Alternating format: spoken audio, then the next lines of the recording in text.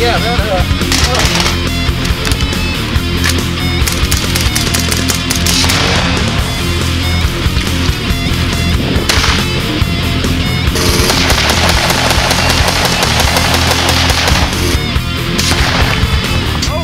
Alright, so I was reading some articles the other day and discovered that Mr. Glen Beck has come out with a book called Control.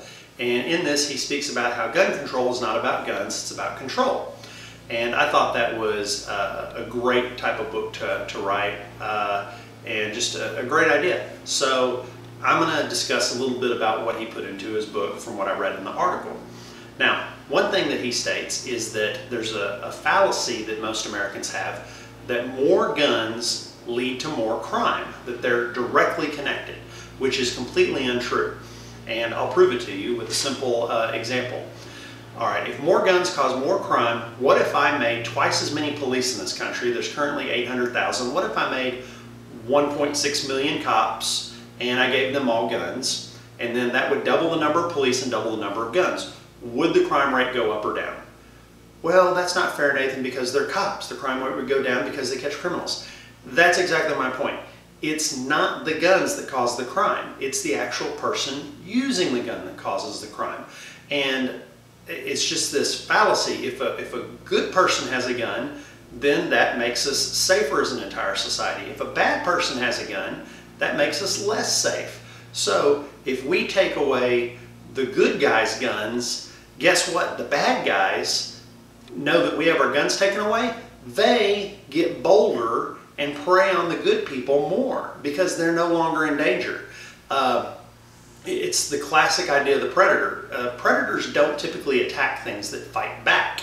And if they're not sure if something's going to fight back, they'll move on to an easier target. Well, if everyone becomes sheep, then they're going to attack everyone except for the people in uniform driving squad cars. They're going to just go rampant. So this has been discovered in other places like England. England is another one example where they claim that, like Piers Morgan claims how great England is now that they have gun control and how few gun murders there are. Well, in fact, England is not safer than it was before gun control took place. In 1997, they installed pretty much the last part of their gun control and took all the guns away. And now in England, their murder rate in 1997 was 1.1 per 100,000. It rose up to 1.8 over the next couple years. So murder increased after they took guns away, and now it's kind of leveled off a little bit lower, but that's probably because of police action and other things. Now, if you don't believe me about England, I have a very simple test. Go back and look at any pictures or news footage pre-1997 in England, in London, and notice that none of the cops have anything but a baton that they carry, a nightstick. And then look at the post-997 cops in England. They all carry guns. How can you say gun control works if now all the cops in England have to carry guns, if they're scared by getting shot by the criminals now and they weren't before? So that's the best example that Piers Morgan should take into account, is the fact that England is not safer than it was prior to this. That is a much more dangerous place now, and the cops' armaments are a direct result of the dangers that gun control imposed. Also, another point is, as far as other countries go, is Switzerland. In Switzerland, everyone has a gun almost, because they make you join the military when you get to be, I think, 18 or 19. They keep you in for 1 or 2 years, and then until you're like 32 or 35, you have to keep your military weapon in your house with ammo. And then once your term of service of being kind of on reserves is over, you can choose to keep a semi-automatic rifle in your house, and I think everyone keeps a pistol in there pretty much. So you're talking about a country that has huge number of armed people. I mean, very large number of armed people, and pretty much the entire male population who's able-bodied is armed and knows how to use the weapons, is trained proficiently. So what's the crime rate like in Switzerland? Well, it's like having a country of all cops and army officers. So guess what? The crime rate and the murder rate is like 0.05%. So, or maybe it's 0.5%. So it's about half of what it was in England back before they took guns away, and it's about a third of what it is in England now. So again, Switzerland is one of the safest countries in the world, but it has the most trained and armed people in the world. So a bad guy in Switzerland doesn't really think he can get away with it because there's just too many people who can catch him and do something about it because they're armed.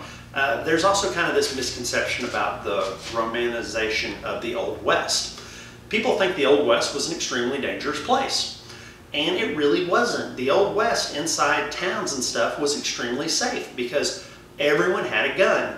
Nobody wanted to do anything and risk having someone shoot them. They were all very polite to each other. It was only when you left town and went out and maybe encountered Indian raiding parties or were out without anyone around that maybe you became endangered. But the murder rate was not very high in the Old West as it is today. In fact, we're working in the right direction here in America because our murder rate is half of what it was 20 years ago. So again, I hope to read the Beck book, whenever it comes out in paperback, or I can get it at half-price books because I don't want to go pay like whatever, however much it is to get a brand new book.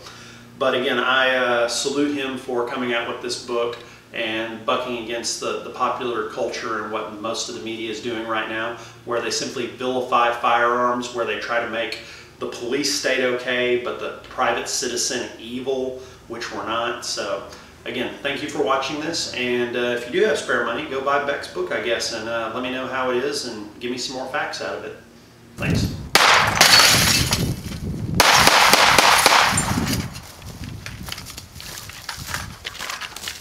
Meep, meep.